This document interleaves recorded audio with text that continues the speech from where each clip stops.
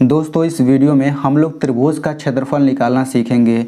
तो हम लोग इस वीडियो में त्रिभुज ABC का क्षेत्रफल निकालना सीखेंगे। और हालांकि हमने पिछली वीडियो में त्रिभुज का क्षेत्रफल निकालने के ऊपर एक वीडियो बनाया है, तो उस वीडियो में हमने ये बताया है कि जब त्रिभुज में आधार की लंबाई दिया रहता है और जब ऊंचाई दिया रहता है तब हम लोग उसका क्षेत्रफल किस सूत्र से निकालते हैं, आधार गुणे ऊंचाई बटा 2 इस सूत्र से निकालते हैं। लेकिन इसमें ऊंचाई तो दिया ही नहीं है, केवल तीनों भुजा की लंबाई दिया है। तो हम लोग इसका क्षेत्रफल निकालने के लिए एक अलग से सूत्र लगाते हैं और उस सूत्र को हम लोग बोलते हैं हीरोन का सूत्र। तो हम लोग इस वीडियो में हीरोन के सूत्र के बारे में डिटेल में चर्चा करेंगे। तो जब त्रिभुज में तीनों भुजा की लंबाई दिया रहता है तो हम लोग हीरोन के सूत्र का प्रयोग करके उसका क्षेत्रफल निकालते हैं। ठीक है, तो हम लोग इसका क्षेत्रफल निकालेंगे और वीडियो के लास्ट में ये जो आपको त्रिभुज दिख रहा है इसका क्षेत्रफल आप लोग खुद निकाल पाएंगे। अभी हो सकता है आपको ये कठिन लग रहा हो, लेकिन इसका क्षेत्रफल आप लोग खुद निकालेंगे।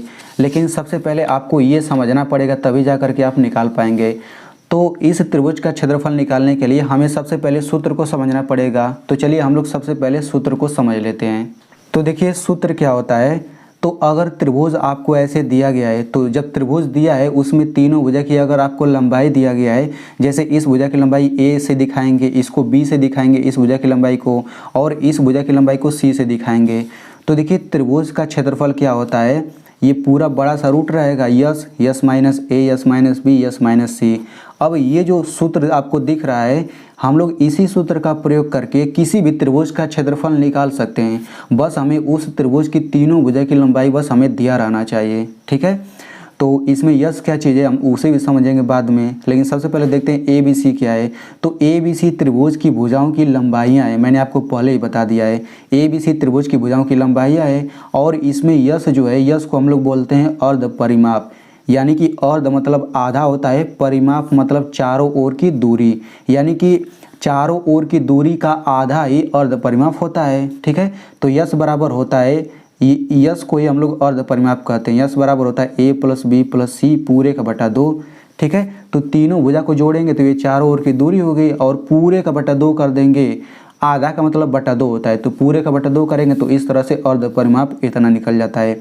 अब इस सूत्र का प्रयोग करके चलिए हम लोग अब जो त्रिभुज हमने देखा था उसका क्षेत्रफल निकाल लेते हैं। तो देखिए हमें त्रिभुज ABC का क्षेत्रफल निकालना है। तो इसमें तीनों भुजा की लंबाई दिया गया है। यहाँ इस बिंदु से लेकर यहाँ तक की दूरी पूरा 10 सेंटीमीटर है, यहाँ से लेकर यहाँ तक की दूरी पूरा 14 सेंटीमीटर है, और यहाँ से लेकर यहाँ तक पूरा 12 सेंटीमीटर है।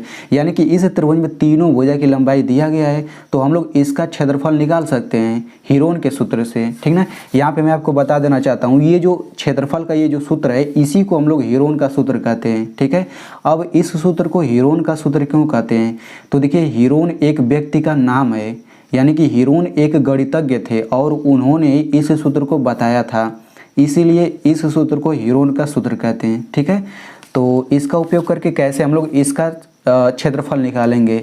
तो देखिए सबसे पहले हम लोग ABC मान लेते हैं। तो हम लोग A बराबर यहाँ पे 10 मान लेते हैं, A बराबर हम लोग 10 मान लेते हैं, और B बराबर हम लोग यहाँ पे 12 मान लेते हैं, और C बराबर हम लोग 14 ले लेते हैं।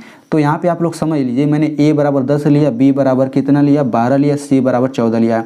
आप ABC किसी को भी मान सकते हैं, आप A बराबर 12 ले सकते हैं, B बराबर 10 ले सकते हैं, C बराबर 14। ठीक है, आपकी मर्जी, A बराबर 14 लें, B बराबर 12, C बराबर ये, मतलब ABC कोई भी आप मान सकते हैं, इसमें कोई दिक्कत नहीं, हर तरीके से आंसर सेम आएगा।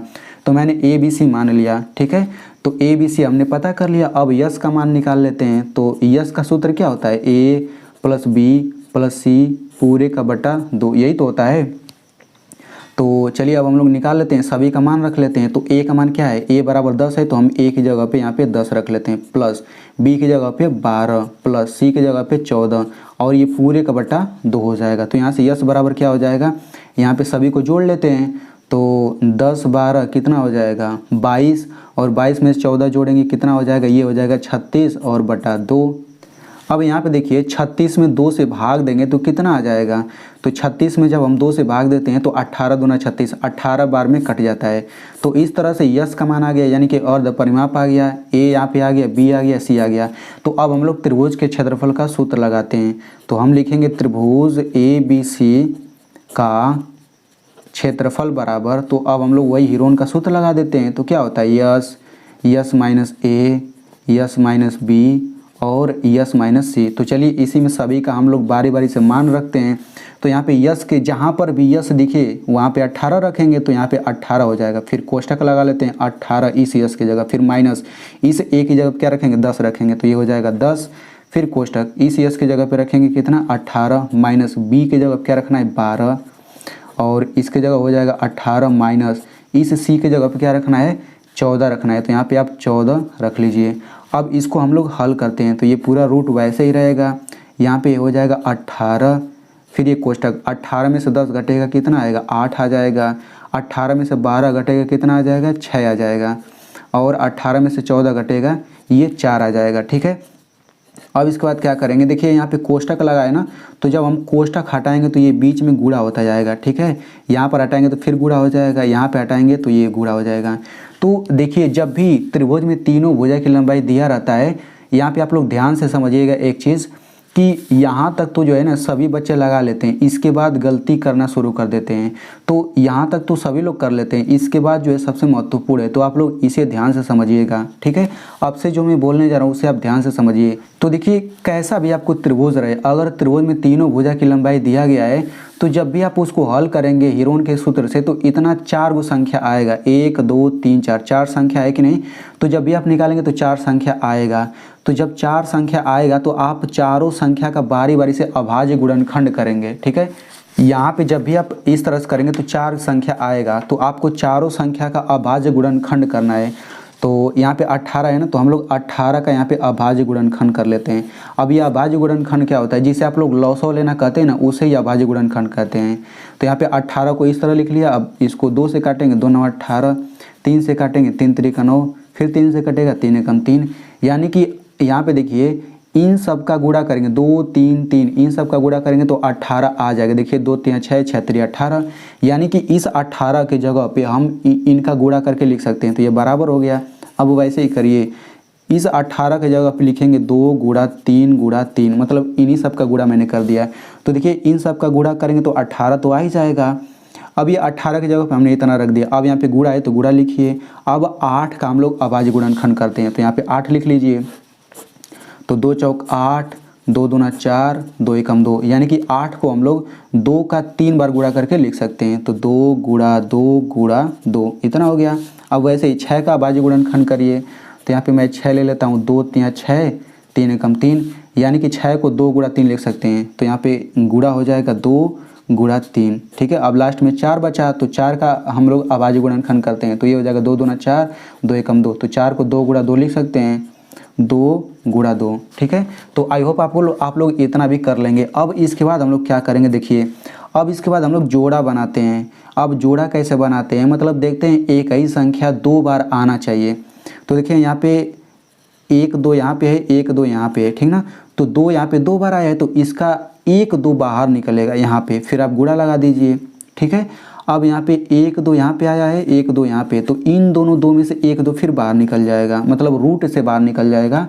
अब यहाँ पे देखिए यहाँ पे 2 एक बार है, यहाँ पर 2 एक बार है, तो यहाँ से भी 1 2 बाहर निकल जाएगा। अब यहाँ पे देखिए यहाँ पे 1 3 है, यहाँ पे 1 3 है, तो ये 2 बार 3 है ना, तो यहाँ से 1 3 बाहर निकल जाएगा। अब यहाँ पे देखिए 2 अकेले बचा, अगर इसके साथ में एक और 2 अगर कोई बच जाता तो 1 2 बाहर निकल जाता।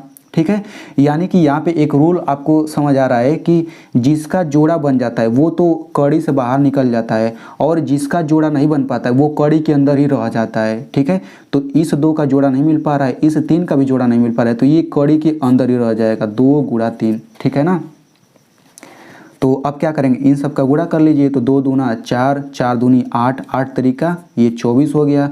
और यहाँ पे ये रूट के अंदर गुणा कर लेते हैं, 2 3 6, तो इस तरीके से इसका क्षेत्रफल 24 रूट 6 आ गया। अब देखिए क्षेत्रफल जब भी हम निकालते हैं ना तो मात्रक के ऊपर 2 घात रहता है, यानी कि ये सब सेंटीमीटर में दिया है लंबाई, तो हम क्या करेंगे यहाँ पे सेंटीमीटर लिखेंगे और यहाँ पे 2 घात ऊपर लगा देंगे। ये 2 घात लगाना जरूरी है। अगर ये सब भुजा की लंबाई मीटर में रहता तो हम यहाँ पे मीटर लगा देते हैं, फिर यहाँ पे 2 घात लगाते हैं, तो इस तरह से इसका क्षेत्रफल इतना आएगा और यही आंसर हो जाएगा। अभी आप लोग एक चीज़ और समझ लीजिए, तो मैंने आपसे बताया था कि जब भी आप लोग इस तरह से त्रिभुज का क्षेत्रफल निकालेंगे तो यहाँ पे 4 संख्या आएगा। तो हम लोग यहाँ पे एक चीज़ समझ लेते हैं थोड़ा अच्छे से। मान लेते हैं कि हमने त्रिभुज में जो होता है घटा करके हमने इतना ला दिया। मान लेते हैं यहाँ पे 10 आ गया, गुणा 6 आ गया और 3 आ गया और यहाँ पे 5 आ गया। मान लेते हैं घटा करके इतना 4 संख्या आता है ना, हमने ये बीच वाला स्टेप उठा लिया है क्योंकि इसके बाद बच्चे गलती करते हैं, मैंने इसीलिए ये वाला स्टेप उठाया है। तो आप क्या करेंगे, जो मैंने रूल बताया था कि यहाँ पे जो संख्या इसका अभाज्य गुणनखंड करेंगे तो 10 का अभाज्य गुणनखंड करिए तो 2 5 10, 5 एकम 5, यानी कि हम लोग इस 10 के जगह क्या लिखेंगे 2 गुणा 5 लिख देंगे। 2 गुणा 5, यहाँ पे गुणा गुणा लिखिए। अब यहाँ पे 6 आ गया तो 6 का अभाज्य गुणनखंड करते हैं तो 2 3 6, 3 एकम 3, यानी कि 6 के जगह पे 2 गुणा 3 लिख देंगे। अब इसका अभाज्य गुणनखंड करेंगे ना तो देखिए 3 है तो 3 का अभाज्य गुणनखंड ये 3 ही रहेगा, तो ये हम 3 के जगह पे 3 ही लिखेंगे गुणे। अब 5 है तो 5 का अभाज्य गुणनखंड 5 ही होगा, तो ये 5 लिखिए। अब हम लोग क्या करेंगे, जोड़ा बनाएंगे। तो देखिए यहाँ पे 1 2 है, यहाँ पे 2 है, तो इन ये 2 2 बार आया ना तो 1 2 बाहर निकलेगा कड़ी से बाहर, फिर गुणा। अब यहाँ पे देखिए 3 एक बार, यहाँ पे 3 यहाँ पे, तो 3 2 बार आया ना तो 1 3 बाहर निकल जाएगा। यहाँ पे 1 5, यहाँ पे 1 5, तो 5 2 बार तो 1 5 यहाँ पे बाहर निकल जाएगा। अब देखिए रूट के अंदर कुछ बचा ही नहीं, यानी कि जब रूट के अंदर कुछ भी नहीं बचता तो रूट गायब कर देते हैं बस। अब यहाँ पे 2 3 6, 6 5 30, तो इस तरह से क्षेत्रफल कितना आ जाएगा 30 सेंटीमीटर स्क्वायर। तो बस मैंने यहाँ पे मेन चीज़ ये बताया है कि रूट में अगर कुछ भी नहीं बचता तो हम लोग यहाँ पे रूट को गायब कर देते हैं। तो आई होप आपको यहाँ तक बहुत ही अच्छे से समझ आ गया होगा। अब आप लोगों को मैं यहाँ पे सवाल दे देता हूँ, तो आप लोग इस त्रिभुज का क्षेत्रफल निकाल करके कमेंट में ज़रूर बताइएगा। इस भुजा की लंबाई 8 सेंटीमीटर है, इस भुजा की लंबाई 6 सेंटीमीटर और इस भुजा की लंबाई 10 सेंटीमीटर।